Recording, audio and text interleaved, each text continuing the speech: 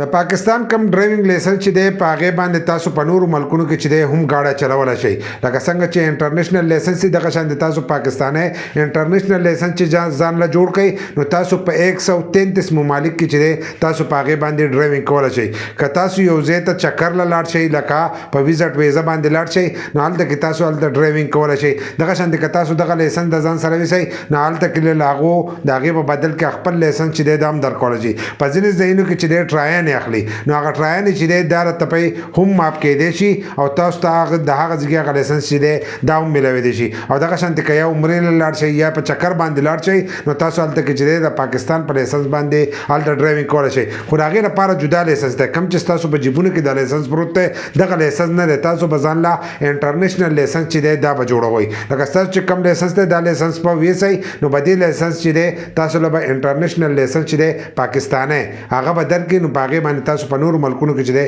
ډرایوینګ کولی شئ. د هغې لپاره چې دی ستاسو لایسنس به لګي په پاسپورټ باندې چې تاسو کومه ویزه وي هغه ویزه به لګي او دغه شان شناختي کارت د هغې تصویران دي او دا ویزې د دغه نه چې دی هغې نه به تصویران وکاږئ او اسلام آباد ته به یې ویسئ نو هلته کې به تاسو ته په 15 منټه کې چې دی هغه لایسنس به میلاو شي. دلته کې چې تاسو داخلې وکړئ نو ستاسو په لایسنس باندې میاشتې تېرېږي خو هلته کې به تاسو هغه کارت چې دی هغه به په 15 منټه کې درکړي نو په هغې باندې تاسو په نورو ملکونو کې چې دی ګاډه چلولی شئ.